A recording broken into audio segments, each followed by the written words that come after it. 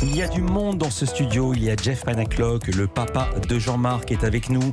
Son nouveau spectacle arrive, il s'appelle Jeff Panaclock Adventures. Il y aura des nouveaux personnages. Jean Louche, le fils de Jean-Marc et de Nabilouche. Michel Variant, c'est un virus Covid. Et je le disais, vous avez vraiment cru le 25 janvier 2020, vous étiez sur scène, oui, que c'était votre dernière scène, que le Covid, le confinement allait geler toute l'activité à la surface du globe? Ah mais je l'ai cru... Non, en fait, j'étais déçu de me dire j'ai pas assez profité de ma dernière parce que je me suis dit ça se trouve il n'y en aura pas d'autres parce que c'était vraiment la dernière du spectacle. Donc nous après, on s'est dit voilà, on est en vacances pendant un an, on va réécrire le nouveau et puis on va repartir sur la route comme on fait à chaque fois. Et puis là, est arrivé le confinement et tout le monde a été à l'arrêt avec nous. Alors moi j'étais un peu jaloux parce que je me suis dit moi c'est ma pause en fait, c'est pas la pause de tout le monde. Et puis ensuite plus le confinement avançait et plus je me suis dit ça se trouve on va jamais retrouver la scène. Donc j'ai mes potes humoristes qui me commençaient à me dire faut que tu fasses des vidéos, faut que tu existes sur les réseaux, etc. Et moi je me voyais pas faire des sketchs dans mon salon et tout. Oui, pourquoi? Ah non, mais j'ai besoin du public, j'ai besoin des rires. J'arrivais pas à imaginer ça. Alors j'ai dit, il y a des nouveaux personnages, il y a Jean Louche, il y a Michel Variant, et alors une idée que je trouve absolument formidable, absolument pas politiquement correcte, je pensais même pas que c'était possible, il s'appelle Christian. Racontez qui est Christian. Christian, c'est notre fan numéro 1, on rencontre beaucoup de fans numéro 1, en fait tous les fans qu'on rencontre sont numéro 1, c'est marrant, ils viennent nous voir, je suis ton premier fan, je connais tout par cœur, et donc j'ai eu envie de les représenter, et ensuite on a rajouté la petite touche Panaclock, c'est-à-dire qu'il est handicapé. Voilà, il est dans un fauteuil.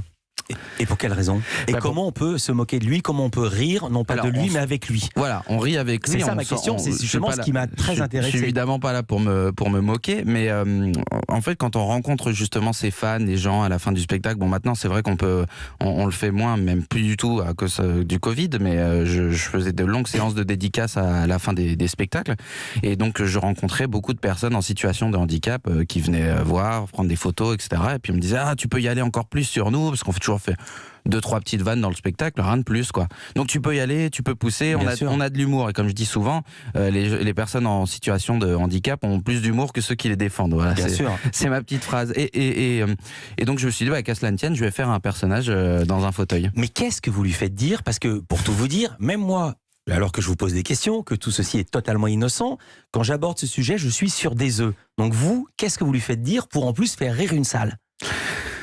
On montre en fait que Christian est dans un fauteuil et qu'il a beaucoup de second degré sur lui-même, donc il se moque de lui-même, il dit que c'est compliqué la sortie du contexte parce que justement j'ai pas envie de me faire insulter sur internet, mais en gros il dit ça n'a pas que des inconvénients.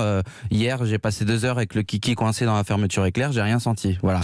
Et voilà ce qu'il peut dire. Il raconte ses histoires parce qu'il vit en coloc avec 2 colocataires, dont Jojo qui a pas de bras et un autre, je dirais pas son prénom, qui est muet. Voilà, donc il raconte tout ça, sa vie en coloc, et puis évidemment notre lien avec Jean-Marc, puisqu'il est fan de Jean-Marc avant tout. Dans Match, vous disiez il y a peu de temps, dans ce spectacle, j'ai décidé de ne plus m'auto-censurer. Mais j'avais déjà l'impression que vous ne vous auto-censuriez pas. Oui, c'est vrai, mais souvent, après le deuxième spectacle, les gens qui me connaissent vraiment venaient me voir en me disant il y a un petit truc en moins par rapport au premier spectacle. J'ai l'impression que, et je me suis peut-être pas auto-censuré, mais j'ai peut-être allégé le crayon pendant l'écriture du deuxième. Ouais. Et du coup là, je me suis dit je me refuse rien et on verra ce qui passe et ce qui passe pas. Après, je suis vraiment à l'écoute du public. On a la chance de faire du rodage dans l'humour, donc j'avoue que j'avais poussé vraiment le bouchon loin. Je me suis rien interdit et puis après, on a baissé le curseur. Mais là où ça peut être dangereux ou ça peut être dommageable, sont les réseaux sociaux davantage que la scène. Ouais. Oui, comme vous dites. Est-ce que vous faites attention à ce que les gens ne filment pas, ou est-ce que vous êtes déjà retrouvé avec des moments du spectacle qui passent sur les réseaux sociaux et qui créent un bad buzz? Non, parce que les gens sont bienveillants dans la salle. Les bad buzz ils viennent souvent des émissions, des gens qui ne vous connaissent pas et qui vous cantonnent à un rôle de ventriloque vulgaire. Voilà, je pense valoir mieux que ça, j'espère en tout cas. Mais t'as des couilles. Ouais. Mais non, mais c'est vrai que souvent c'est le plus souvent Twitter, où ça vient de nulle part, on dit avec ta marionnette pourrie, t'es pas drôle, etc. C'est comme ça, voilà. Ça, c'est les trolls. Je me marre parce que j'avais pas vu que Jean-Marc, il avait un sweatshirt Lagerfeld. Ouais, ça y est, on a gagné du pognon. Oui, c'est le 3e spectacle. Vous restez avec nous. C'est On a Johnny plein Conny de qui l'a questions. offert. On va parler de La chatte. musique, on va parler d'un coffret, on va parler de cadeaux de Noël, on va parler de cinéma parce que vous êtes annoncé dans un film. Ça sera en dernière partie. Puis il y aura Marc-Antoine Lebray qui arrive. On a plein de Magnifique. choses à dire. Jeff Panaclock et Jean-Marc sont avec nous. À tout de Merci, suite. messieurs.